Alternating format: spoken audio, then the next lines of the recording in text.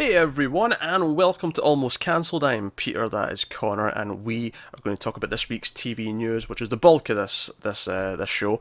But we also give you updates on the channel, other things we're doing, any sort of new and bits of information to give out, that kind of thing. If there's any stuff that's going to be delayed or new things coming up, we talk about that. At the end of the video, we also pick our favourite episode of TV of the week. So we'll be doing that as well. So that's what we're going to do. So that's the plan. We have lots of news. Not quite as much last week though. Good. Last week was a lot. Last week was a lot. So I'll reveal the page count at the end, as I did last week, of how much news we've got. So in terms of updates, in terms of things coming up or things that just happened, this week we had the season finale of Channel Zero season 2, No End House. So that's there, so that's complete. We reviewed that, of course. We also finished Mindhunter, which was debuted basically 2 weeks ago now on Netflix. It took us 2 weeks to do the 10 episodes, so all of that season's up now, all the reviews up. You can check out that. Coming in the next week, we have the finale of The Deuce, the HBO show. So that's episode 8, that's the final one for the first season. And I believe there was something else that I'm now... No, there's not. No, I was thinking... I guess Stranger Things, which launched today at the time of recording. By the time you see this, our first episode review will be up, and we're going with that daily, so episode 2 will be up sometime Saturday night, so you can look forward to that. So, there's your updates. That was very quick and concise, I have to say. Sometimes I dilly-dally and do little tangents in the middle. That was quite to the point. It was. Makes a change.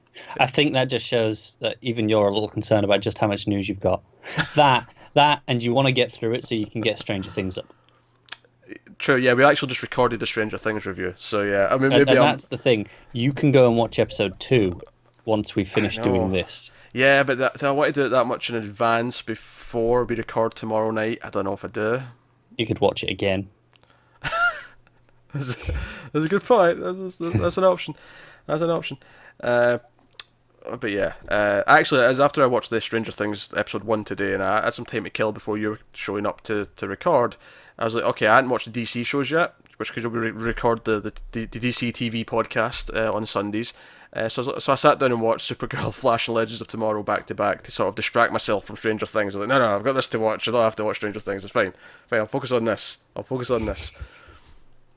So that's what I did. That's what I did after I watched Stranger Things. I haven't watched any of those. Did you watch Arrow? Not yet. I'll fit it in. Are you gonna? I'll fit it in. Maybe. Do it. Probably. If I have the time. You've set a precedent now. No, I've set a precedent for doing 2 in 1 week. So if I was to continue that pattern, I would skip this week and then have to watch 2 next week. But you've set a precedent of that. Okay, maybe it will be covered. Okay. So now you're like, in your mind, you're like, God damn it, I'm gonna have to watch Arrow. Yeah. So I know we've obviously announced that on this show and stuff, but just in case anyone's unaware, we don't review the DC TV shows from the CW separately throughout the week like we've used to and like we do for other shows. We do it in one video at the end of the week called Television from the Multiverse. It's more of a podcast kind of thing with all of them together. We do that at the end of the week.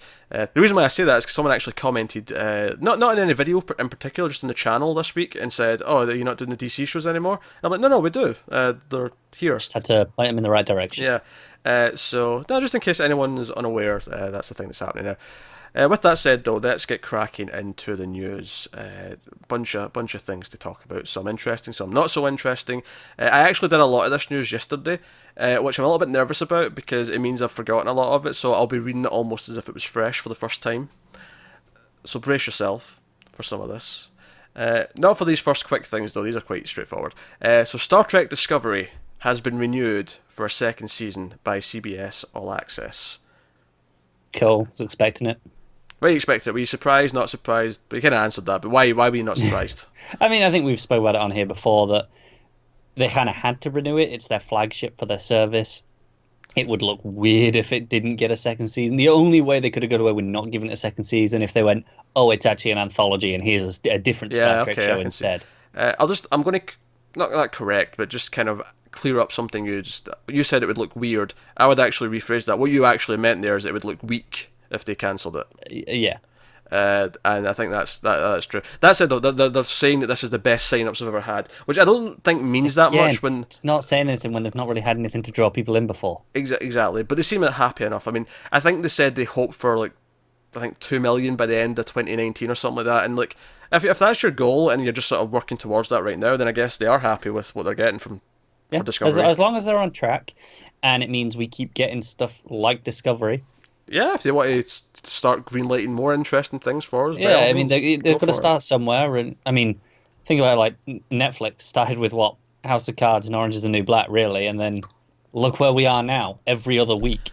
Do you know what? I just realised that I feel like there was something I was supposed to, not correct, but bring up from the comments from last week's news, and now I have no idea what it was. During one of our many short breaks that we will take, because this is going to be a long video, you can check the comments. And that's true, yeah. I can check mid-video at some point and bring up at the end. That's a good idea. If I remember to do that, I'll probably forget. I'll try to remind them. Yeah. But I might forget too. I may be wrong, that may be a different video I'm thinking of. But anyway, so also renewed, American Vandal has been renewed for Season 2. Yeah, I don't care. Actually, I might have said that last week. No, you didn't. Did I not? Okay. No, I saw that this week as well. It just felt long ago enough that I was concerned there for a second. That I actually only saw it yesterday, but it was you definitely didn't say it last week. All right, that's cool. Yeah, 2018, 8 episodes like Season 1. And people like this. We weren't that into it, but this was popular. People enjoyed this. So for some reason. See, why do you go and be dismissive like that? Just because I can. Because this isn't like the Big Bang Theory where I actively look down on the show and actively look down on people who like it. This is different. This is like, oh yeah, it wasn't for us, but like I see there's like when we watched that first episode, I will say this: the people who made that like really went for it. They went for their concept and they committed to it. It wasn't for us, and that's cool. But yeah, I just really didn't like it, so I'm going to make digs every so often. But that's why you're a dick, and that's why people don't like you. I know that. I want to make that clear. I'm trying to help your image here. That's fine. I know. I'm aware of my image, and I'm comfortable with it. I'm not comfortable with it. I have to look at it. Anyway, next up, Preacher's been renewed for Season 3 at AMC, which we do not cover anymore. Another one I don't really care about. Well, no, we gave up a few episodes into Season 2. It was kind of just okay. Yeah, and I heard from a few people who did stick with it that it got worse throughout the season. That's not a great sign, but AMC are happy enough with it because we're getting a Season 3 of it. Not that we'll be watching it, but for people who care, there you go. Yeah, but people still love Walking Dead and fear the Walking Dead. We never mentioned that they're getting a crossover. Why would we? We don't watch either show. Like no, but just it was a big announcement that was like I only remembered at some point after we did the video. I don't know if it was last week that was relevant, but because what are we going to say about it though? Like, Walking Dead's at Season 8. I think by the time we get to this crossover, Fear the Walking Dead's on Season 4. Like, what are we going to say about a crossover between those two shows? I think it just shows it's really kind of forced at a corporate level when these shows aren't even in the same time period. So they're just kind of going, hey, look, it's it's just for the sake of it, isn't it? It'll just be a character from like the main shows pop up in the prequel show. And it'll just be them, years earlier or months earlier, whatever the gap is. It just annoyed me, and I forgot, and because you never mentioned it, because I thought you were gonna, and I never got to say that I was annoyed. Because we would have nothing to say about that news. I mean, I just said something about that news. Well, I've got nothing to say about that news. Yeah, well, I wouldn't have expected you to have something to say about that on news. Everything. That's how it works. There's tons of shows that I ignore because we would have nothing to say. I know, but I'm just saying, it's just good to always have an opinion on everything. No, Joe, actually, I disagree with that. Sometimes it's okay if something doesn't affect you to not have an opinion on it. It's just, no. You gotta make up an opinion on the spot if you don't have one. I don't need to have an opinion on Jersey Shore. I mean, I kind of have one, but I don't need to have an opinion on it because I don't care about it. It doesn't affect me. It's just, it's over there. That's an opinion. I don't care about that. That's an opinion already. For people who want it. No, if you're going to go that broad, then sure, I have an opinion about this Walking Dead crossover. I don't care. Right, we're done. Let's move on. Look at you, you're extending this out for no goddamn reason. This was the quick section of the news, and you're adding stupid things into it. I know I am. I always do this. Right, moving on. Channel Zero just finished No End House, second season. We mentioned that at the top of the show. And they've already announced the time period for season 3. It's coming in early 2018. And they've got a title for it. It's Channel Zero Butcher's Block. And there was a short teaser video put out for it, which I did not check out, but I do have the description here that they put out for it. It's a good title. Yeah, Butcher's Block's a good title. So, inspired by Kerry Hammond's Search and Rescue Woods creepypasta tale, the Butcher's Block installment tells the story of a young woman named Alice, who played by Olivia Lucardi from It Follows. I don't know who she played in It Follows. I'm going to have to check that out because I love that movie. So I'm curious. Great movie. I'm curious about that. That is in terms of recent movies, it's the newest one that I can think of that I would give a 10 because I love it to bits. Really? Yeah, you haven't seen a 10 since that? No. Okay. Well, it came out in 2015. It's not been that long. Well, I know. It was early 2015, wasn't it? It was, but I give a 10 out maybe once every 2 or 3 years, something like that. Fair enough. Not every year has a 10. Some years don't. Fair enough. My 10s mean something because I don't just whore them out. I don't know. I think even like 2 or 3 a year still means something overall. When you think, okay, I've watched 50, 60 movies in a year, 2 or 3 is still like a tiny percentage of that. All right, 2015. What's your 2 or 3 10s? Force Awakens is one of them. I'd have to check what else came out that year. I can't remember. Fury Road, maybe. Fury Road might be close. I don't think it was quite a 10. I don't know. 2 or 3 a year seems a bit much for me. I don't know. I think I have 2 or 3 9s a year. Yeah. But yeah, 1 10 every so often, not every I year. think I only had one in 2015 actually, and it was Star Wars. But Right. there were a couple that were close. Macbeth, It Follows, Me and Earl and the Dying Girl. I'm just saying bias. Me and Earl got Dying Girl was good. That's up there. That's I'm just telling you, top 3 or 4 of the year. They're up there. Anyway, I was in the middle of a description here. So Butcher tells the story of a young woman named Alice who moves to a city and learns about a series of disappearances that may be connected to a baffling rumour about mysterious staircases in the city's worst neighbourhoods. With help from her sister, she discovers that something is preying on the city's residents. And it also stars, interestingly, there was a few names, but the one that stuck out to me, I'm like, oh, I know that name, is Rutger Hauer, isn't it? Oh. So this is probably the biggest casting they've Definitely. had for the show so far. So I'm down. I'm intrigued. I think it's honestly, you could have said anything for that description, and I've gone, yeah, I'm still going to watch it. Evil staircases. That's what we're on. Evil staircases. But I'm down. It wouldn't surprise me if we get the elevator game as one of the seasons. I don't know if they can stretch that out to 6 episodes though. Maybe they can somehow. Are you familiar with the elevator game? I think I have. Yeah, I've read a few of them. Yeah, for those who are not familiar, it's basically it's an Asian sort of myth where if you go to an elevator in a tall building, you can, if you press the floors in a certain sequence, you can move over to a different plane of existence and go into the undead world or something like that. Yeah, I think they can play it kind of like this current season where it just the house is the elevator. Yeah, kinda. Yeah, I could see it. Maybe that's too similar. But hey, so now Channel Zero season 3, which is Butcher's Block, is coming early 2018. So that's the thing. Next up, we have some casting and some showrunner news for Daredevil season 3. Vincent D'Onofrio is back as Wilson Fisk, the Kingpin. So that's cool. So that's going to be a thing. Otherwise, though, and this perhaps the more concerning part of the news here, though, is that the new showrunner for the season is going to be Eric Ellison. He's taken over. Why is that concerning, you might ask? He has 2 credits listed here in the article, where say, this is what he's from, this is what he's worked on. And the 2 things he's worked on are Man in the High Castle and Arrow.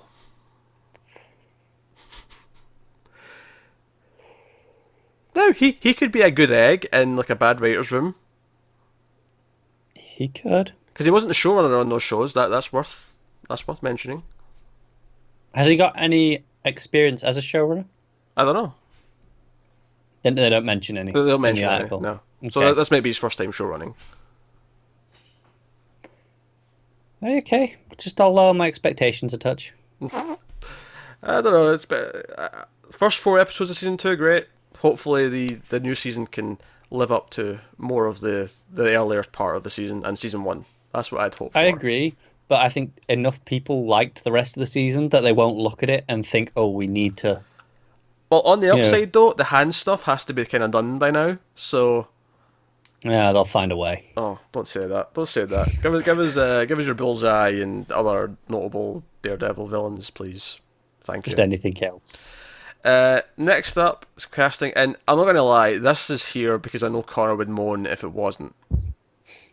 I have no idea what this is, but I'm going to be happy whatever it is. I was not going to put this in, but I knew this is exactly the sort of thing that if I got to the end of the video and hadn't mentioned it, he'd be like, "Oh, hey Peter, there's something you missed in the news this week." I said before, there was 2 things, and I couldn't remember one of them.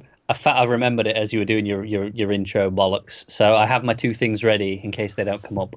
Well, they officially announced the Doctor's Companion for the next season of Doctor Who. Was that one of them?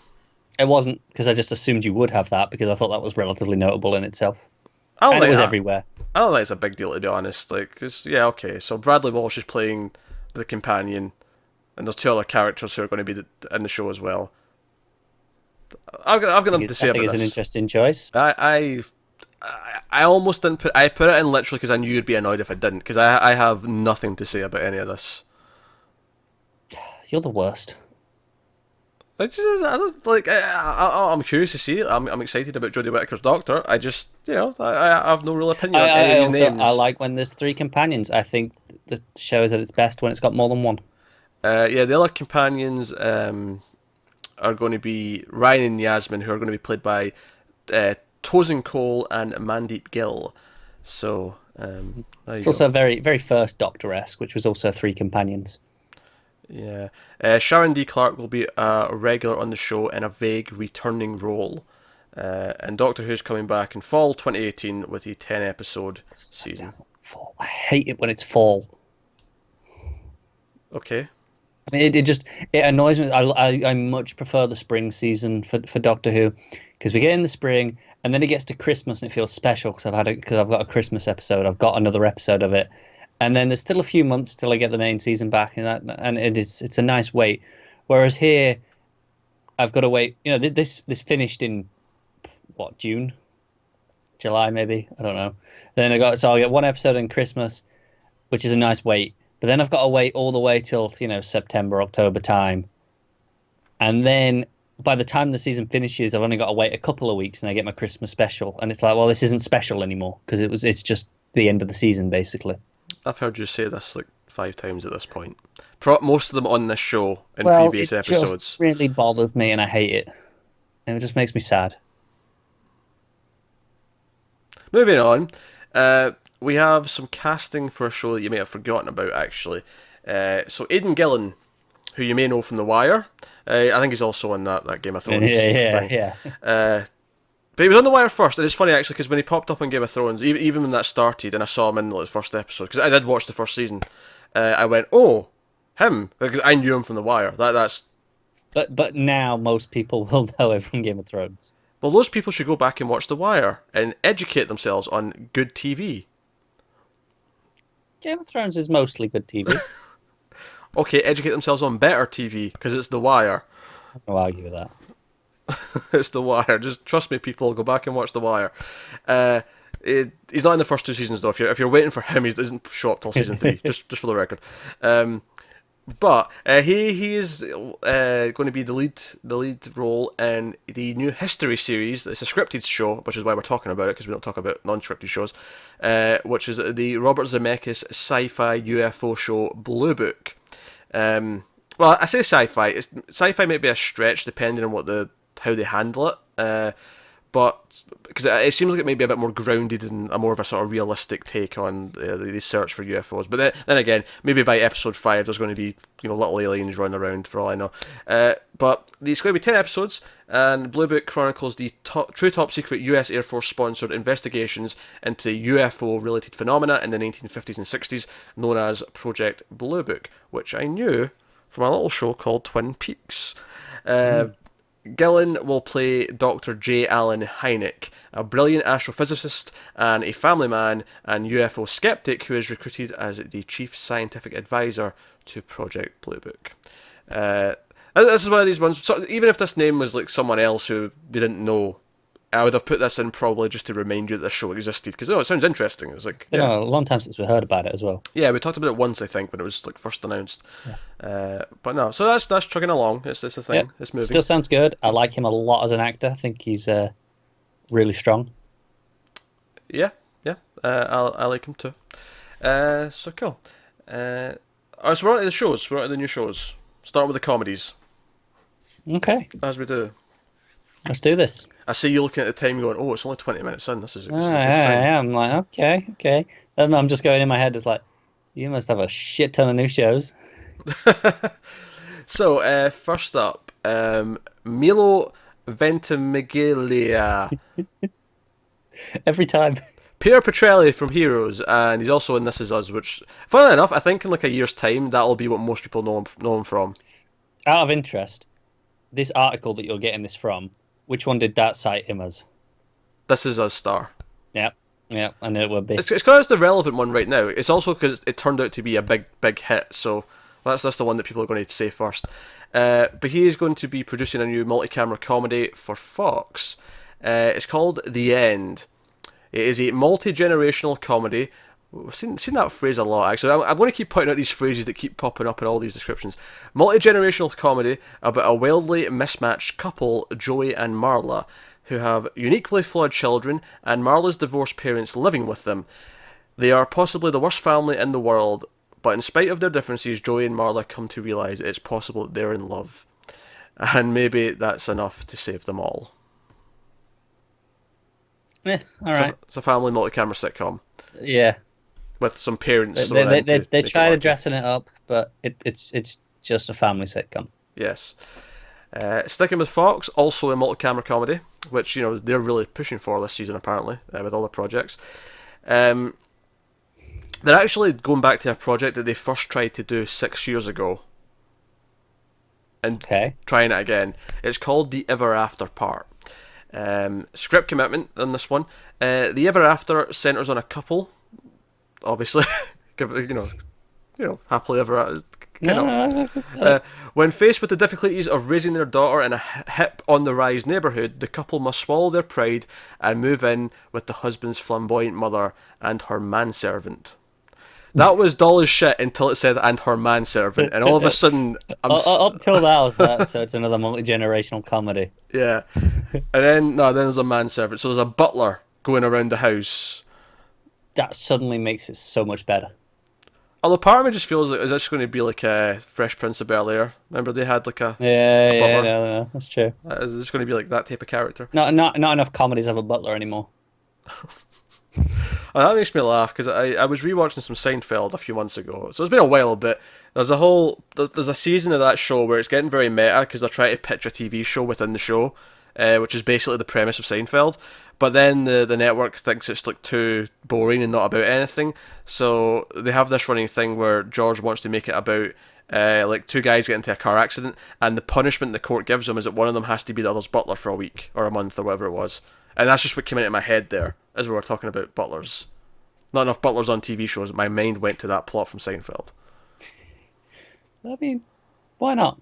Which reminds me, I've not watched any of the new season of Curb Your Enthusiasm, and I'm looking forward to binging that shit when it's done. I'm excited about it. It's got to be nearly over, right? No, it started at the start of October, so it's got like another... Oh, okay. I've thought it'd been on longer than that. It's usually 10 episodes, I think, so yeah, it'll be on till early December. December or so. Yeah, okay, fair enough. I just thought, I think it's just one of those, I see it's there every week, and I kind of forget how long it's been going. So here, we're still at Fox. This will still be multi-camera, although it's a little bit different, because this one is a live multi-camera sitcom. Oh, joy. They're never shit. Live. So it's called The Great Unknown. The series would follow siblings Tommy and Debbie Stefano, whose parents force them to grow up and find their own place to live, as well as real careers and relationships. So I take it they're roommates. I take it they go and live together when they get thrown out. One would assume. They'll all be taking place in their apartment because it's live. maybe a workplace set that they can switch to between breaks. Yeah, yeah. The only other live one right now that I can think of is The Big Bang Theory. That's not live. It was. It used to be, at least, if it's not anymore. Maybe they did a live episode, but they didn't shoot that. That wasn't typically shot live. A lot of it was.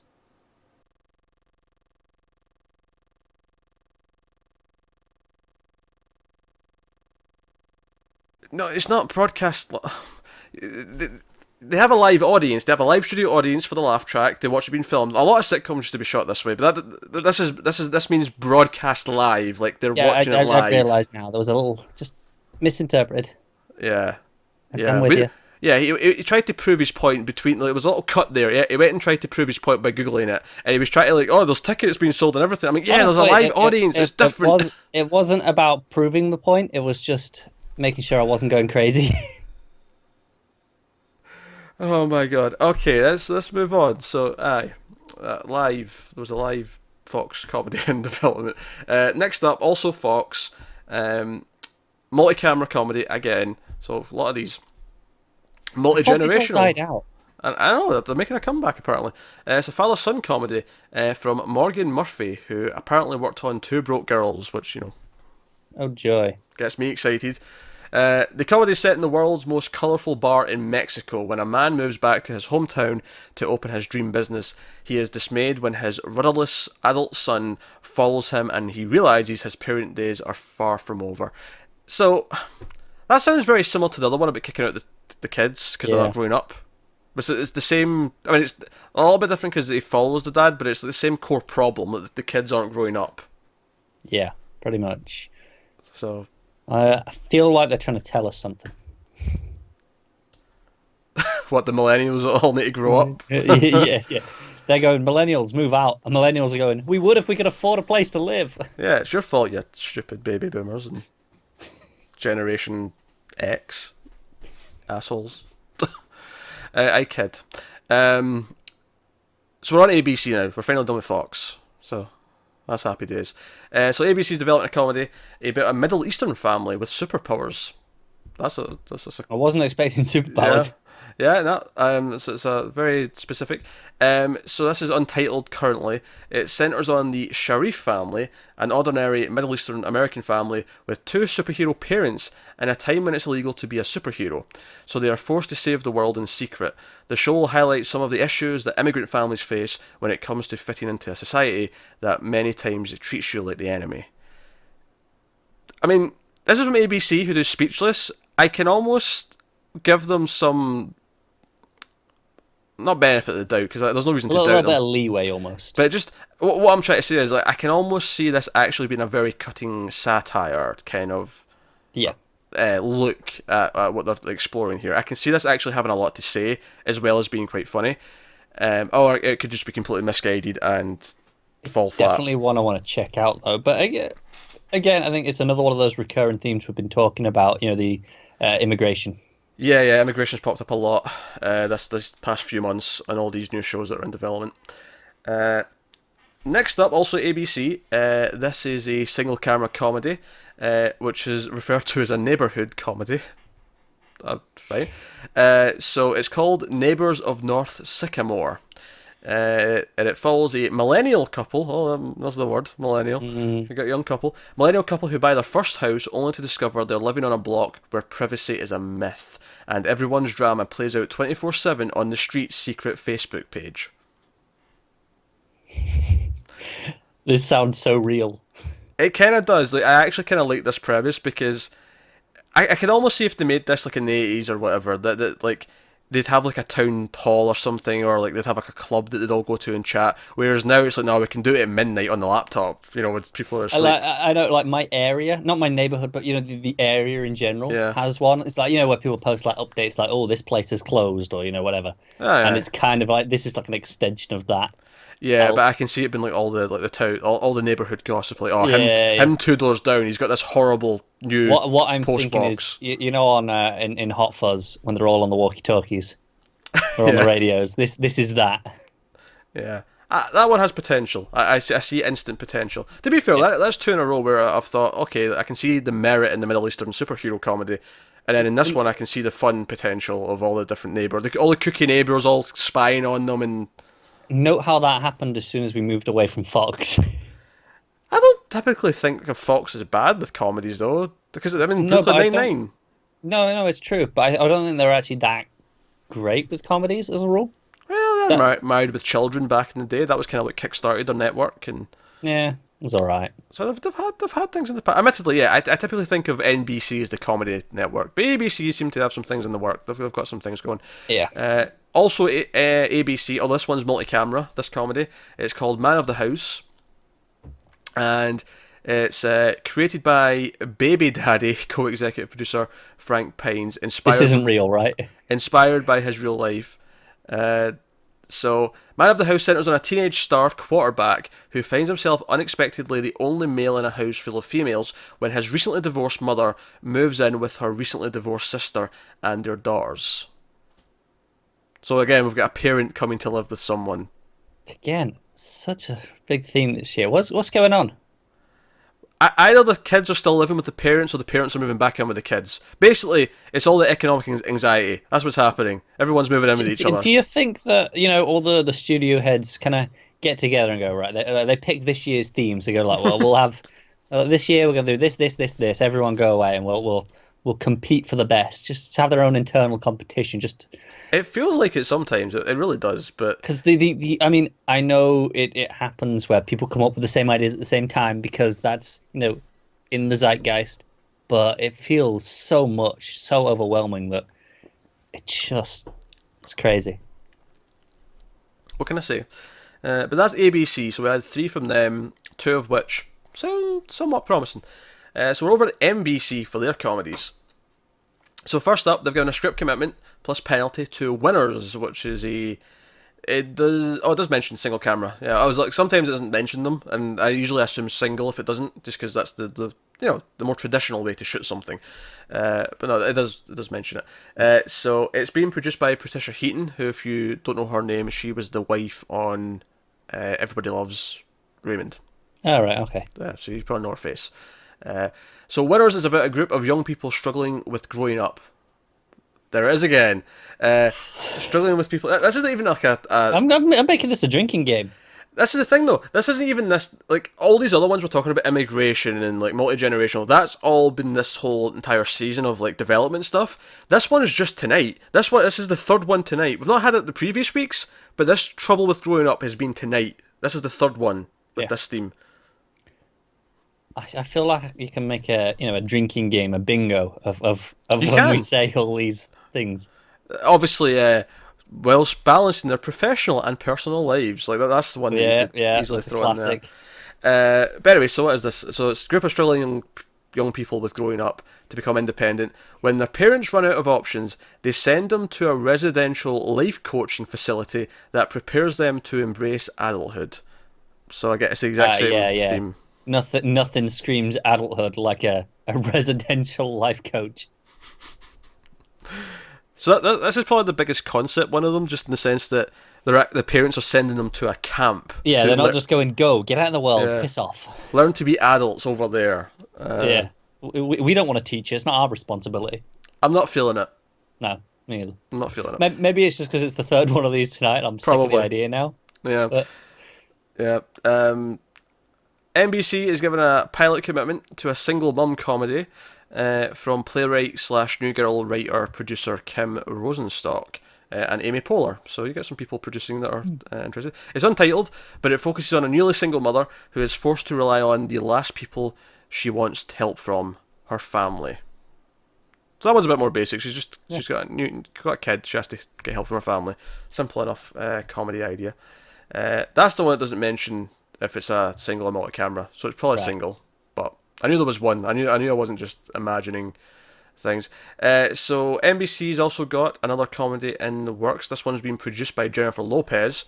It is called A Step Away, and it is about a dance troupe. It centers on a ragtag group of misfits who find their own empowerment by joining a dance troupe. The show celebrates the second act in all of us. That's a nice line, I'll give it that.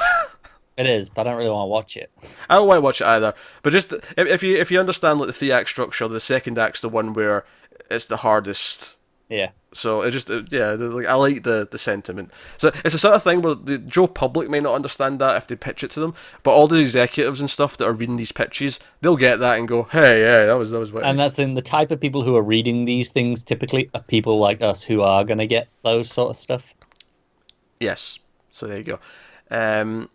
So now we're on to a CBS comedy, which is being produced by Simon Helberg. Who is that, you ask? He plays Wolowitz on Big Bang Theory? Yeah. Is that Holowitz or Wolowitz? I wasn't sure which one. No, it's you got it right. Cool. So he's producing, it's a multi-camera comedy, because of course it is at CBS, although Fox are starting to get a reputation for me for multi-camera now as well. They are after tonight. Yeah. So it's called Need to Know. It is a series described as a workplace ensemble set in the top secret training video department at the CIA. Of course it is. It's CBS. The CIA is leaking into their comedies now. To be fair, I actually like this as a setting for a comedy. I do as well. Especially since it had to be CBS. Especially since they specified secret training video department, which I think is funny because we've been watching Mindhunter, and I almost imagine that's what that becomes, is they make the training videos for everyone. Yeah. About how to catch serial killers, so it's like the comedy version of Mindhunter. I'm not gonna lie, that's not actually bad. I just couldn't help myself. Yeah, I mean, it's on CBS, it's multi-camera, so I probably won't like it, but yeah, as an idea, it's actually pretty good. Yeah. I'll give them that. So let me have some comedies that are not from networks. We have FX. I've given a pilot green light to Compliance, which is a single-camera comedy. It'll focus. It's a very short description. We don't have much to go on yet, but it will focus on the SEC compliance officer at a powerful Wall Street firm, which doesn't necessarily get my humor buzzers ablazing, but no. I mean, maybe it'll be fine. I've got nothing to go on. Oh, it could be hilarious. There's just not a lot to go on from a description like that. Yeah, I was really trying to think of something clever, but it didn't give me anything to be clever with. So, we'll get more as well. We have 3 Amazon pilots, which have been dated for November 10th. If you're unfamiliar with the way Amazon do this, they have the pilot season where they put up some pilots. They've not made any more of the show. They just want people to watch the pilots and kind of like vote on which ones they like. And then they'll just greenlight all of them because it's an awful system and who gives a shit what we think. Yeah, do your job. Networks have been deciding what to greenlight for decades, almost a century. Well, not quite almost yet, but soon, a few decades' time, it'll be a century. They've been greenlighting things. Just do your damn job. So here's the 3 of them. We've got descriptions for all of them. The first one is called The Climb. It is a comedy about the new American dream set against the backdrop of rapidly changing Detroit. The Climb follows an office assistant who seeks an extraordinary life through internet fame with her best friend always in tow. So, okay. Yeah, sure. I don't know, I was thinking rock climbing when I heard the title, and it turns out too. It's about an internet personality trying to be famous. So, there you go. Second one is called Love You More. Karen Best is a big girl with a big personality and a big love of Chardonnay, which occasionally causes her to make some big mistakes with men. But the biggest thing about Karen is her heart, which she uses to excel at her job as a counsellor at an independent living residence for young adults with Down syndrome. That took a turn. And sometimes Karen's need to stand up for all of the little people in her life manifests into a fantasy rock music number where we discover she also has a big and beautiful voice. So is this going to have musical numbers? Is that what I just said? I was not feeling this at all until you told me it's actually a rock musical, and then I'm like, okay, I'm down to check this out. Yeah, I wonder, like, it's all in her head though, which at least justifies my first problem with musicals. Is why are they all singing? Yeah, so that's fair enough. Okay. If that's what it sounds like, then okay, I see potential, at least for someone like Connor. I don't know. I'll be honest though, that all of the first section of that, I go, this personality, that's the type of person that annoys me. Where I go, it just, like, there's nothing wrong with them. I can't be bothered to deal with All people this like that. happiness, all this optimism. Exactly. People who are like, oh, you know, they're loud, they want to talk. And God forbid. it's like, I don't want to, just leave me alone. So when I don't want to, I don't like that in my TV as well. The third one is called Sea Oak. Glenn Close is in this one. She plays Aunt Bernie, a working class woman in a Rust Belt city. It's meek, she's unmarried, there's no kids. She dies tragically in a home invasion. Compelled by sheer force of dissatisfaction, she comes back from the dead, full of rage, determined to get the life she never had. She proceeds to inflict a range of demands on what's left of her nuclear family, which currently consists of a quasi-stripper nephew and two feckless nieces. One, I like the use of the word feckless. Two, I thought she was a ghost until I realised, no, she's a zombie. Yeah, she's actually back from the dead somehow, and they live in a low-end, subsidised hellhole of a housing complex called Sea Oak, which is where the title comes from. Three, this sounds batshit insane. I want to see it. I'm curious. Glenn Close playing a zombie sounds kind of interesting. I'm not going to lie. Yeah. Alright, so I guess we're on to the dramas. Guess we are. So first things first. No network for this. It's been shopped around. It'll probably get a lot of big interest from them. It's expected to get a major commitment. We're in Reboot. Well, technically spin-off territory, but the same thing. It's a property. It's not the same thing, is it, though? It is the same thing. Not from a plot perspective, but it's the same thing in that, oh no, we want something with a name that people recognise. Depends if they name it based, is it like that? Do they use the original name? They probably can't in this case, given the premise, because they don't have a title yet for it specifically. Right, okay. But the property is Bad Boys. Oh, okay. Yes, property is Bad Boys, and it will apparently star Gabrielle Union, who was in the second film. She played the sister of Martin Lawrence's character, and she worked for the DEA. So you can kind of see how bland and generic this is going to end up being. The Untitled Bad Boys spin-off is being written by Blacklist writers. Union Special Agent Sydney Sid Burnett, who was in Bad Boys 2. She was romantically involved with Will Smith's character. She is an undercover operative with the Drug Enforcement Administration. That's all we've got right now. So this seems perfect for CBS. Take it. I don't care. Yeah. Especially since, what is the point of Bad Boys without Will Smith and Martin Lawrence? They are what make those movies. Without them, you have nothing. Yeah, it's going to be called Bad Girls. It probably will be called Bad Girls. The cynic in me is just going to do that. And that's not to say that it couldn't be good, but I'm just saying, like, the reason why those movies were successful at all was those two. So the idea of making a Bad Boys without those two, or a Bad Boys related thing without those two, just seems kind of like, what's the point? Other than from their perspective, we have the name, but even then, we don't have the name because it's not about Bad Boys. It reminds me of, like when we were talking about Lethal Weapon. It's like, well, yeah, but it's not the same because you're just doing impressions, or you're too different that we don't care. Yeah, but at least that was impressions of the characters from the movies. This is going to be like, yeah, no. Oh yeah, my brother and his partner are off doing things. It's just me, and we're going to solve cases at DA. Thrilling. Yeah, I really don't care. Because they're not great movies. Like, I think that the second one's kind of so insane that it's worth. It's enjoyable enough, but they're not good. Yeah. But so the next thing on the list here is something I did not expect to be reading about this week. Contra. Okay. The Konami video game is being turned into both a movie and a TV show. Konami had already announced earlier on that there was going to be a movie of some kind. They implied a TV show. It's official. They've announced it. They're teaming up with China's Starlight Media to make both, with plans to release it and stream it worldwide. There's no release date yet. Here's the synopsis for the movie, which may not be even relevant to the TV show, but it's all we've got right now, so you're getting the synopsis.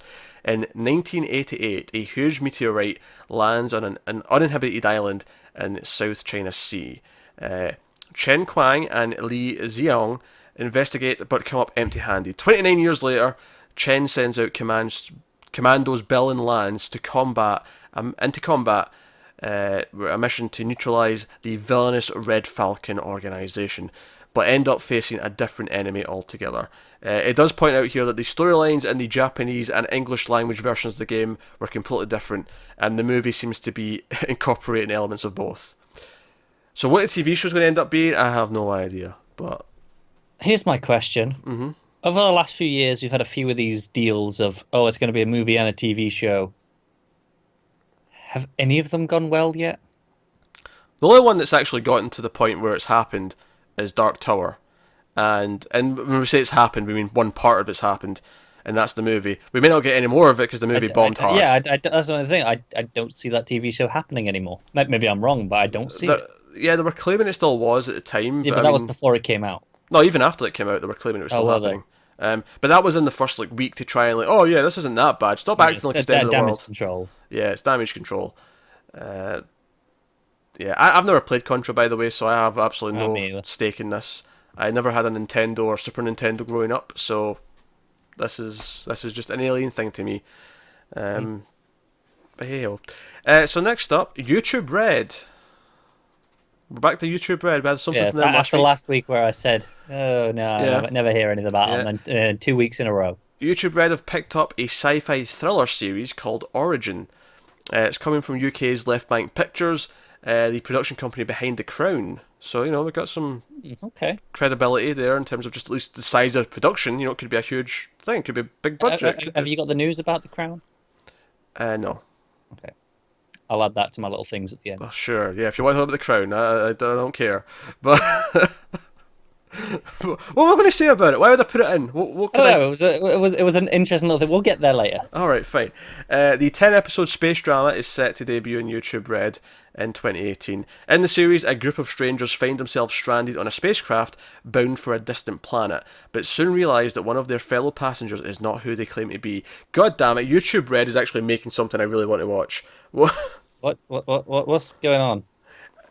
This is insane.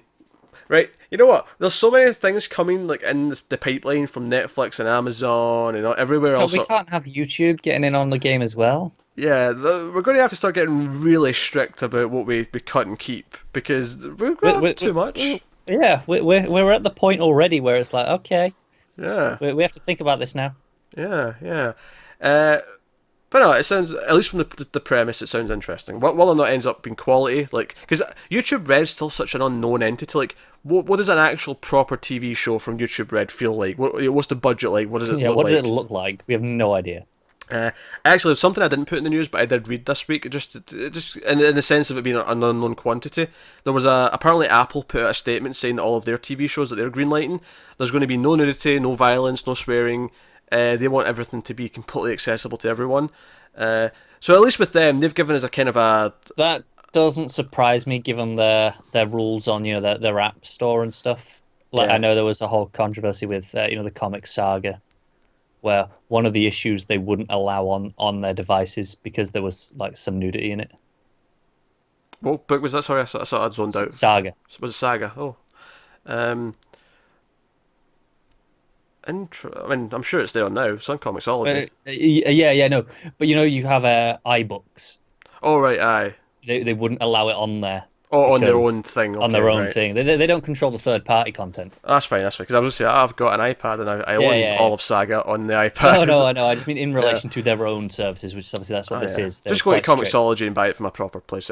Apple's weird. I don't really like Apple all that much. I mean, I have an iPad because at the time when I bought it, it was the best quality sort of screen. I feel like every time you mention that, you have to justify it. It's like...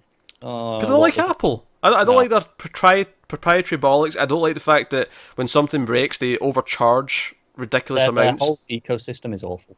It is. I hate it. I hate Apple with a passion. And everyone seems to obsess over their new phones, and I just... No, stop it. Stop giving them this ego. Stop it. I got a new phone this week. I got a Nokia. I feel like no one's told me they've got a Nokia since 2002. I know, it's so strange. But yeah, it's an Android Nokia. It's weird. Oh, that is weird. Yeah. No, I got a Samsung number of some kind. I don't particularly take PS. I just sort of upgrade every couple of years. My contract ends, and I upgrade Honestly, to the new one. I only did it because my phone was starting to burn my leg through my pocket. And I was like, okay, I need to get a new one. Yeah, that's maybe on its way out. Yeah. So YouTube Red Origin sounds interesting. So I will definitely be keeping an eye on Origin as time goes on, see what comes of it. Here's something that I think we have talked about before when it was first announced, and that is the Kingkiller Chronicle. I'm sure we mentioned that this was optioned by someone. This was one of my pieces. Oh, there you go. So this officially is in the works at Lionsgate. It's still no network yet, but Lionsgate are the ones who. Aha! There is is a network. Oh, they added it on. This is They an have. update. What's the network? Showtime. Showtime. Oh, I have that. Oh my god, you're bloody awful at this. It was at the start of the sentence. I didn't notice it. That's the first place you should read. It's because I always bold the title of the show and I just zone in on the title. I skip past the Showtime part. Yeah, it's Showtime. Showtime are officially bringing this along. They're developing it. So it's centered on the wizard Kavoth. Do you know what? That's how I know we spoke about this before. Because I've done that before. I remember us going over that. K and V together. I don't know. Voth. I'm just going to call him Voth. The wizard Voth. And if someone wants to correct me and say it's the V that's silent, then by all means. But one of them has to be. This, if I recall, was one of those mythical deals that I was just talking about, of a movie, a TV show, and I think this one had video games as well. Let me get to it. I'm telling you about it. I wanted to ruin it because I brought up a minute ago. So it's about the wizard Voth, who survives a tragic childhood to become a notorious household name. The Kingkiller Chronicle is a series of books and novellas that has sold 10 million copies. The first two books, The Name of the Wind and The Wise Man's Fear, were on the bestsellers list from the New York Times. The television adaptation is an origin story set a generation before the events of the first novel, so it's not a straight adaptation. Probably because the movie is going to be the straight adaptation. Yeah. So in 2015, Lionsgate announced they're developing a movie, a TV show, and a video game based on the fantasy series, which Connor spoiled by jumping ahead. Is that really 2015? Yeah, it was really that long ago. Apparently. Didn't realise we were doing this bollocks all the way back then. Yeah, so there we go. So Showtime are officially doing it. I'm pretty excited for this. I think it sounds pretty good. What you didn't mention is, it's got Lin-Manuel Miranda attached. He's going to be scoring it. He's the guy who created Hamilton, and he did all the music for Moana. Who? You've heard of these things at least. I know you haven't seen them, and you don't give a shit. I've heard of these things, sure. Yeah, that guy. Okay. He's a great composer. All right, I'll take your word for it. I am neither excited or not excited. I am completely in the middle, which is to say indifferent. If it impresses me when it starts showing me things from it, then great. If not, then I'm not going to cry about it because whatever. I love this sort of fantasy. I've got a friend who loves these books, and raves about it. So I'm excited. Nah, YouTube Red have got something better in their hands with the origin number. I like the sound of that more. Yeah. That sounds pretty good though. Alright, up next, Hulu is developing a series adaptation of a novel. It's called Invisible Man by Ralph Ellison. It's not what you think, because I read that and got really excited about Invisible Man, and I was like, Invisible Man TV show, I want that. So what is this that Hulu are doing? So it's in the early development stages. They got the rights to develop a series based on the landmark 1952 novel. The novel is told from the perspective of an unnamed African-American narrator who considers himself to be socially invisible due to the colour of his skin. The narrator recalls stories from his life, first growing up and attending college in the South, and then migrating and living in New York City. So I get the title. The title completely works, but I'm a little bit bummed that it's not about an actual invisible man. No, I know. It's all about expectations, isn't it? Yeah, that's all it is. The actual story sounds fine. I can see this being like almost a companion series to the Handmaid's Tale, just in terms of tone. Yeah, in terms of I see. One about race, one about gender. Yeah, I can see that just just in terms of the social commentary going on. I feel like. Yeah. Obviously, it's not a science fiction dystopia or anything like Handmaid's Tale is, but... no, the thematic ideas, though. Yeah, I can definitely see that being that. For me, this one's all down to quality. We got good writing, do we have good actors, that kind of thing. How's it handled? But sounds fine. So next up, we have a kind of weird story where there's not a lot of details on these things, but I felt like this was too big to like kind of not talk about. So Morgan Creek Productions are rebranding themselves to Morgan Creek Entertainment Group. Are you familiar with Morgan Creek? I'm familiar with the name. Familiar with the name. I'm familiar with the name and the logo, but more specifically, I am familiar with the music that plays when it plays at the start of a movie. Yeah. It's one of those tunes that I associate of renting videos in the 90s, because I feel like it was more common back then, and I can hear it in my head right now. And they are basically wanting to do a number of reboots. They're like, oh, we're making a big reboot push with both TV and movies. In terms of movies, they want to do Ace Ventura. They want to do a new Ace Ventura. Yeah, I saw that. Yeah, but in terms of TV, they've got two things they want to do that they're trying to get up and running. One is a reboot of The Young Guns. And they're apparently in talks with a streaming service about that one, so place your bets as to which one, but that's what's going on. And they're also in discussions for a showrunner for a reboot of Dead Ringers. I have seen neither of these movies, actually, although Dead Ringers sounds more interesting to me than Young Guns, but... I echo that exactly. Yes, of course you've not seen them. There's lots of things you haven't seen. You haven't seen Predator yet. There are yet. lots of things I haven't seen. You're a bit of a weirdo in that extent. But, so this is the thing that's happening. Obviously, given that we've not seen the movies, given that, like, I mean, even when I like the movie, a reboot doesn't necessarily sound good to me. So the fact that they're telling me there's reboots of these things that I've heard of them, but like I've never seen. I guess we can pencil the movies in for Influx episodes. If they ever get picked up, if they ever actually go anywhere. Assuming they happen, of course. Yeah. So no. Alright. Networks. Oh, here we go. And if I remember correctly, CW's got a nice little slate of things here. How has the CW got space for anything more? I wasn't going to say that because we crack that joke every time. There's a lot of CW things in the news, so I was going to just let that one die. I thought I'll leave it to me to do it. One of us got to pick it up. I just think they're sick of us saying it. Every time it comes up, we always say it. So I feel like we should probably just stop bothering mentioning it, because clearly it's normal for them to have a lot in development. Even if a lot of it never goes anywhere, it's clearly becoming a normal thing for them to be developing things.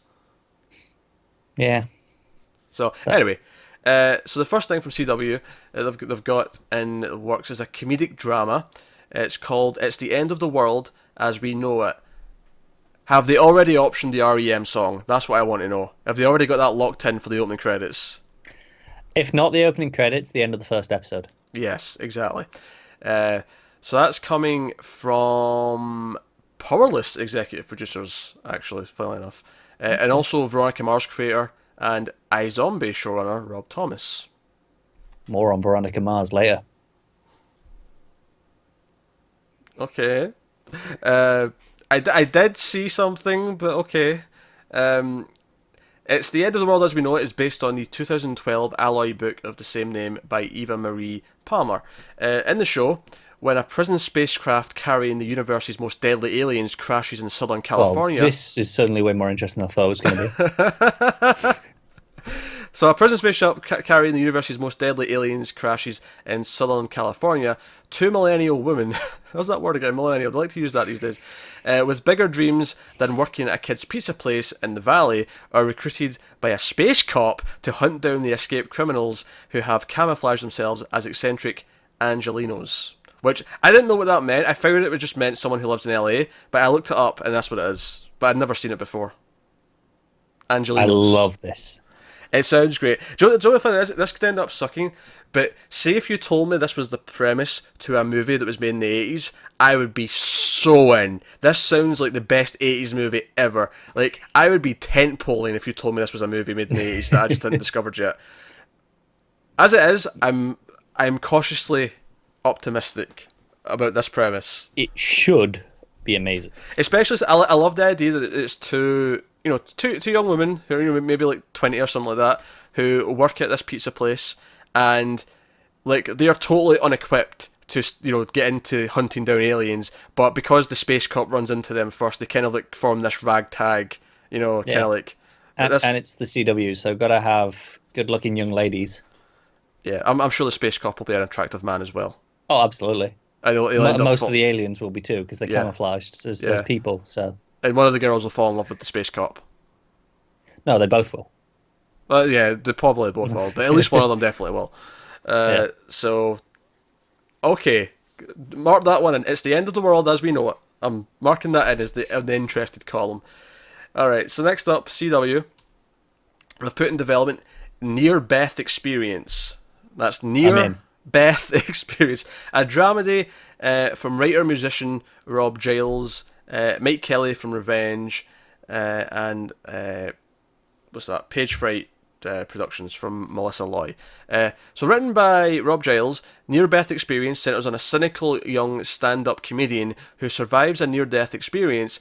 The former non-believer starts hearing the prayers of people in close proximity to her, forcing her out of her egocentric comfort zone as she attempts to help others in eccentric, funny, and begrudgingly heartfelt ways. So it's a cynical asshole at the centre of it who has to start helping people. It's basically, the show could be about Connor, but it's not. But it could be. It'd be better if it was. I don't know. CW has to be attractive, remember? Yeah, no, and let's face it, they'd recast me because they can't have gingers. They've already got one. Or ugly people. No, I was being kind to myself, but fine. Well, who's the ginger they've got? Archie. Yeah, okay. Well, they got Cheryl as well in the same show. Oh yeah. I just mean like they've already got the ginger quota filled on that show. They got the ginger show. You're right. Okay. Yeah. Fair enough. I see. So that's Near Death Experience. It sounds okay. I mean, it sounds like it could end up just being like the next, like No Tomorrow or something like that, where it's like living life again and not being an asshole. But it could be okay. So next up, it's a good title. We have another sci-fi drama coming. It's an adaptation of Rob Reed's AI-themed novel, and also a podcast. It's called After On. So it's written by a former Bill producer and showrunner, whose name isn't there, funnily enough. That's weird. Maybe I accidentally deleted his name, but it's just weird how it never actually told us the name. You're awful at this. After On, I know. After On centers on a young entrepreneur who unwittingly causes a top social network to become sentient. Super intelligent yet riddled with human flaws, it takes on the persona of a mean girl. That's in quotation marks. Our hero and his friends need to tame her before she, or her many enemies, annihilate humankind. Oh, I'm so into this. So basically, it's an AI that acts like an adolescent, and if they don't try and stop it from making lots of enemies on the internet, it'll cause the Armageddon. So, okay. So it's a commentary about the current US presidency.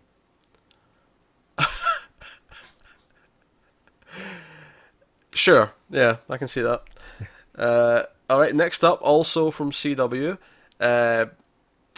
based on a novel, of course, by Abby McDonald. It's called Bestseller.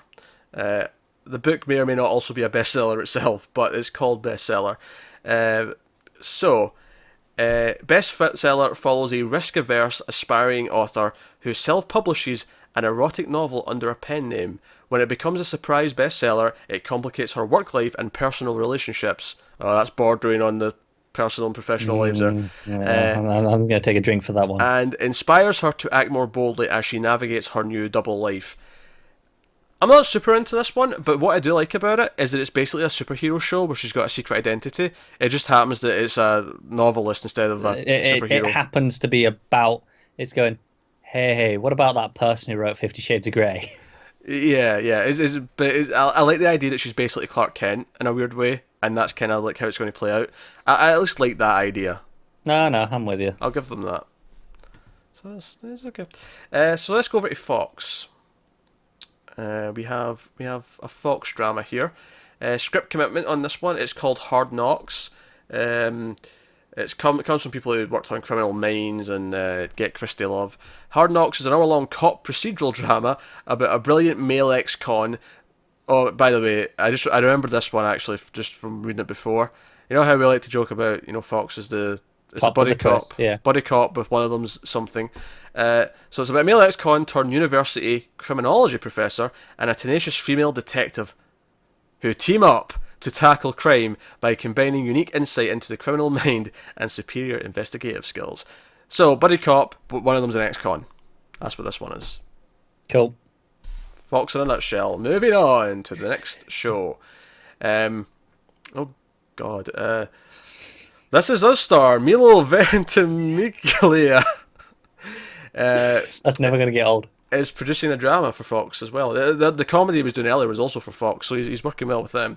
Basically, they're trying to poach him kind of from This Is Us. Like, hey, give us things. That's NBC, isn't it? Yes. Yeah. Yeah. This is called Cordelia. Which wasn't there a TV show with a character called Cordelia? No, I don't recall any such thing. Cordelia Chase, that was her name. Yeah. Played by Charisma Carpenter. I'm sure Joss Whedon was the showrunner. Yeah, I'm kind of blanking. Sarah Michelle Gellar was in it. I think there was demons. There was maybe some vampires. This one was too easy. Supernatural? No, it wasn't Supernatural. You're not allowed this one. It was too on a silver plate. You have to work for your jokes. Buffy the Vampire Slayer was a hit television show.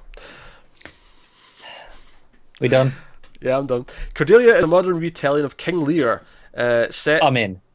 Of course you are. Set to the backdrop of a strong Cuban family and three sisters running the scene in Miami. Told through the eyes of the one daughter who truly loved her father, Cordelia delves into a world of secrets, lies, and complex family bonds that are constantly tested, but ultimately never broken.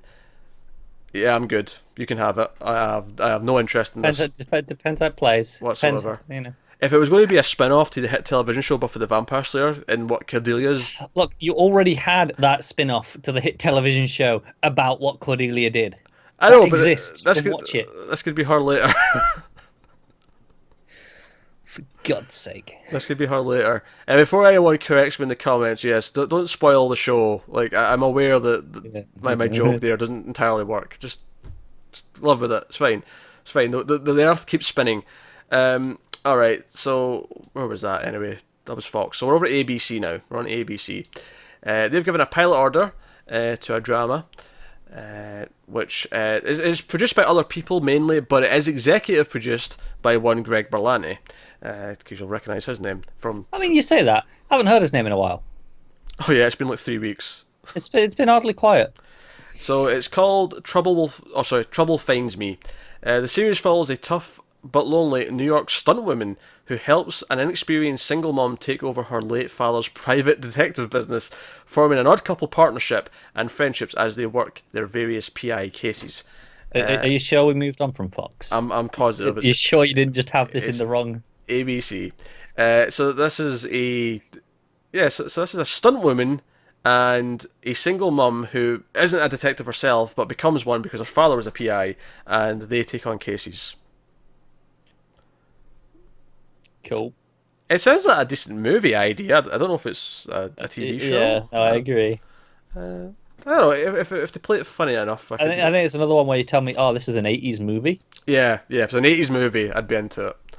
Yeah. Not as much as it's the end of the world as we know it. No, not as much. But it's another one of those where I can see this as a great 80s movie. End of the world as we know it's the MVP of this episode. I'm jazzed about that show.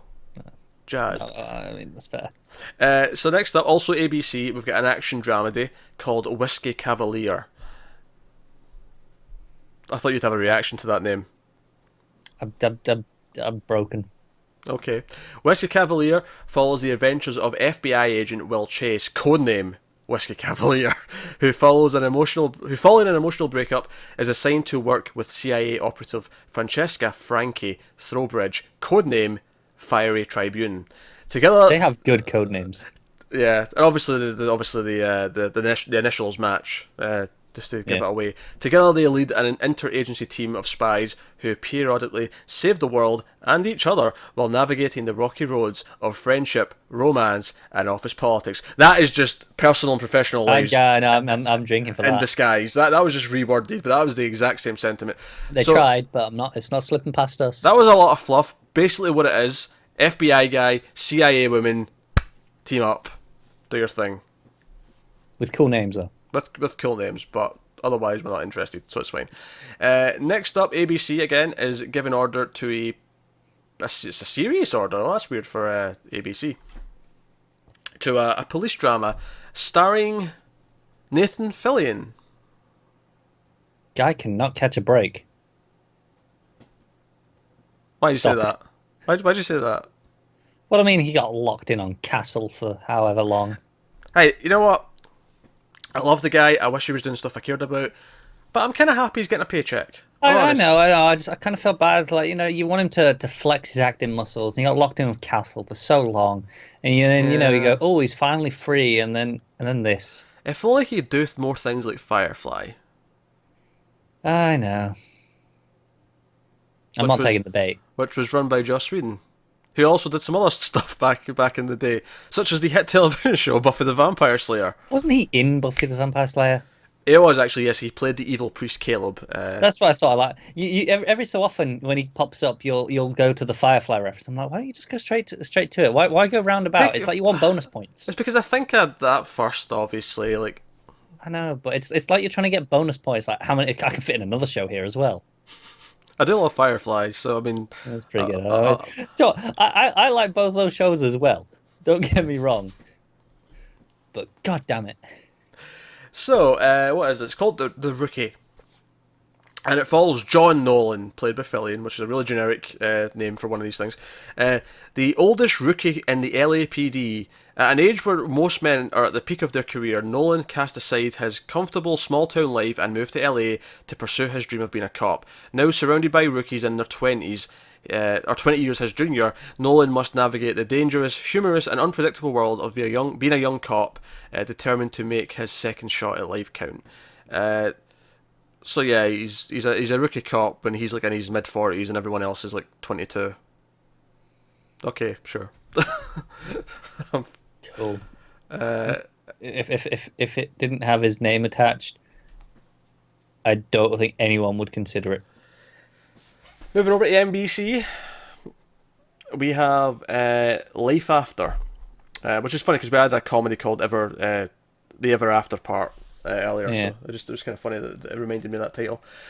So Life After is described as an emotional character drama of 6 friends who each winter, spring, summer and fall bond and retreat together from their lives and careers, which are forever linked by a life-changing event from their past.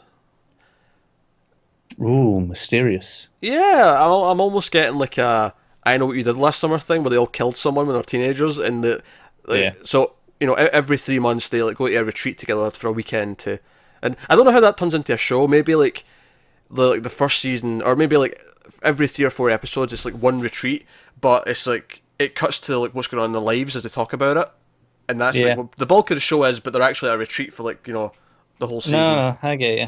I don't know. I mean, ideally, it would actually be they're all zombies.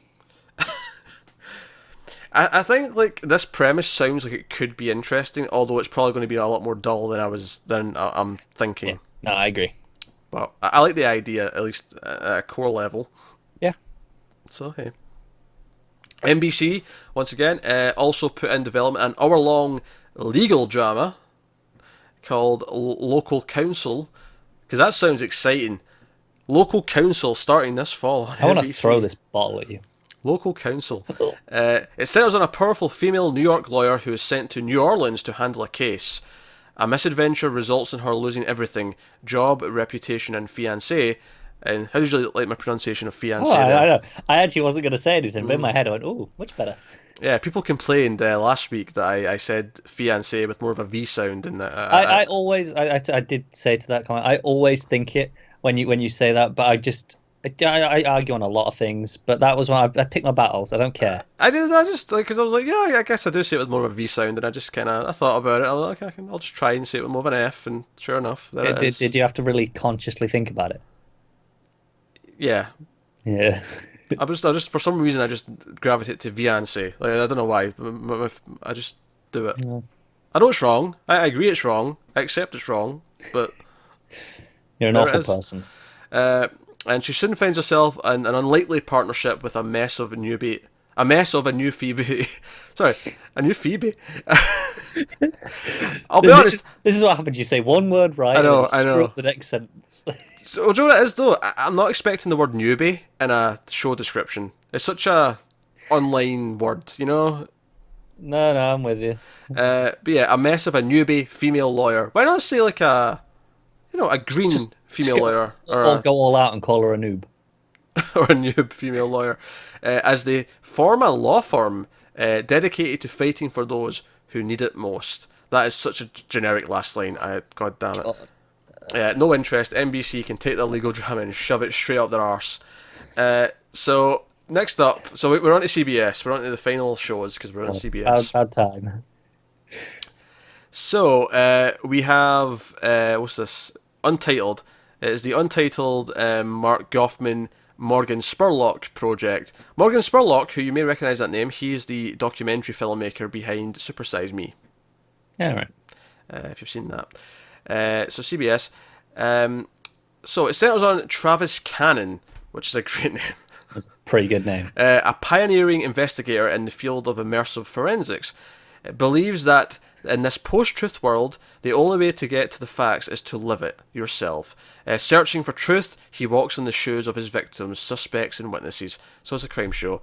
And obviously the Morgan Spurlock connection is that it's kind of based on the idea that he goes and lives his subject. So yeah. I guess that's the idea. Honestly, as soon as you got to the point where you said forensic, I just went, I know what this is. It's a CBS show. So our final show this week, only 2 CBS shows, so bit of mercy there. Yeah. CBS has put in development a police drama called Chasers. It is based on a novel by Lorenzo Carcetera, if I'm saying that right. And it's coming from the creator of NCIS Los Angeles, because that's, high praise. Yeah. Also, Jerry Bruckheimer's producing, also high praise. Chasers centers on a renegade vigilante law enforcement unit made up of broken badge ex-cops, those forced into early retirement who unite to bring down the most vicious criminals in New York City. I'm drinking just for the most CBS bollocks ever. Morally, I don't know how to get behind these characters. Maybe they'll justify it in the show. Probably not, because it's CBS.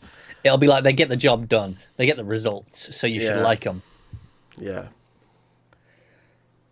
Ugh. Do you know what?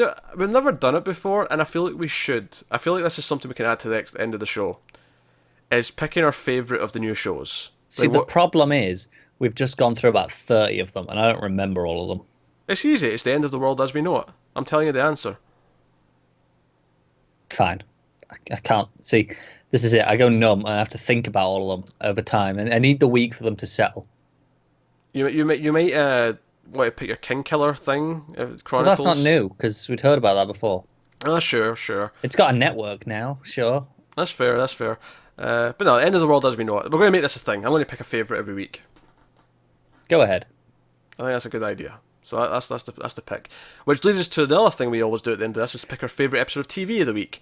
So, Mr. Robot's won the last 2 in a row. Does it have a chance this week of being dethroned? Because, it was a great episode, but it wasn't necessarily as great as the first two. This is why I'm looking really hard at what else we've done this week, because I think if there is any episode this season that Mr. Robot can get beaten, it might be this one. So we had Star Trek Discovery, we had Channel Zero, we had The Gifted, we had the DC shows, which you have not watched yet, unfortunately, so they don't even stand a chance for you. We had The Deuce. So I'm really struggling, because I want to give it to something else. I'll say this: if you wanted to pick a Mindhunter episode, I feel like this is the week you could do it. No, I agree. It's just which one though, isn't it? Yeah, that's true. Because that's what I'm looking at. I'm looking at the Mindhunters as well, and I'm like, I've got to pick something else. I can, so I should, but I really just don't know what. I feel like this was everything else's chance to maybe take it from Mr. Robot. I don't know if anything has risen to the occasion. Yeah, none of them, and that's not to say they were bad, they were good, but I don't think anything raised their game this week that much. This was a shot, and they kind of blew it because it wasn't good enough. So if this was like next week when it was the Deuce's last episode, then maybe. Yeah, or if this was next week and we'd watched all of Stranger Things. Yeah, and I mean, I like the first episode of Stranger Things, but with what it does, I don't think I can even put that one episode above Mr. Robot. No, I agree. So my pick is Mr. Robot. Yeah, Reigning same. champion. But I mean, at least this one wasn't. Yeah, it's Mr. Robot. Should we pick something else as That's well? true. That's true. That's true. A little bit more interesting. Yeah, still undisputed, but still. Yeah. Yeah, there you go. So that's it. That is this week's news. That was 11 pages of news, by the way, for those keeping track. Too many.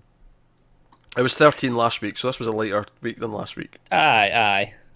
I wonder how much if we cut out, all the network shows of the ones where we just go, yep, not interested. The ones that immediately, we don't care. I had How many to pages would that research and cut down? I don't know, like 2 maybe, 1, 2, something like that. Wouldn't be as much as you think it is. I guess I don't see your pages. I don't see how much is on a page. But that is us. That has been this week's TV news. So let us know what you thought of any of the news that we brought up in the comments below.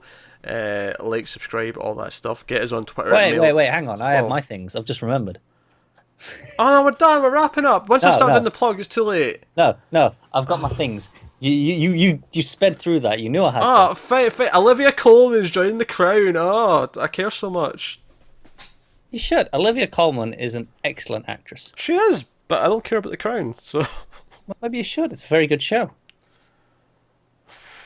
And obviously there was the Veronica Mars thing where Kristen Bell was talking about how they have had talks, and it's like they were expecting at some point for them to be another season. They said it'd probably be a mini season. With who? Who's talks with who? Who's between her and Rob Thomas. Yeah, but no, who? Like that sounds like they've got a network or they've got a platform of some kind. No, not yet. That's what they were saying. They're saying they've got talks, so they definitely want to do it. They said they don't want to do another crowd-funded one. But they said we definitely do want to do another miniseries. I think they're actively pitching it as a miniseries because they're more likely to get it. Yeah, that'll give me a reason to finally watch season 3 in the movie. so if that goes through, so that's cool. That did not pop up in my regular news channels, but that's a nice addition because Veronica Mars has its fans, and I do like season 1 and 2. I've never watched it, but I like everyone involved. I like the idea, so I expect I'll love it. Hopefully we get enough notice so that you have time to actually watch the show. Yeah, that would be nice. That'd be nice. There's a good 60 odd episodes, I'm sure. It's like 3 22-episode seasons or something like that. So adding the movie, I'm looking at maybe like 70 episodes worth. Yeah. So there you go. Just as long as they give me a couple of years' notice. Oh, do we get a cameo from some iZombie cast members on it? I really hope so. We need to.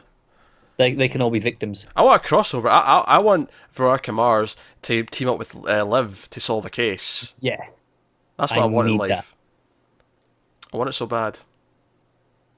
Which reminds me, I need to finish the rest of season 3 of iZombie. I'm going to do that soon, actually. Yeah.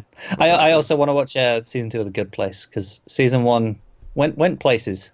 Got real interesting. I still have not watched season 1, so I still haven't seen the pilot. Season 1 raised the game a lot and made it really interesting going forward. Okay, I'm curious. Because I went back and watched Trial and Error. I still want to go back and watch Speechless season 1. Also very good. Definitely recommend doing that. Check out The Good Place. I recommend Trial and Error season 1 as it happens. I think if you're wanting something to fill that Parks and Rec void, I think Trial and Error fits that very nicely. Okay. It scratches that itch. Plus Lithgow. So maybe when I have time. Aye. But there you go. Okay, so there you go. We're done now. Yeah. You can get back to your plugs now. Like, subscribe, all that stuff. Support us. If you want to support us, you can go over to patreon.com/MailFuzzTV and do that over there. We're getting very close to doing a movie news video every week. That's the first goal. We're getting very, very close to that. So it might even be less of a shambles than this.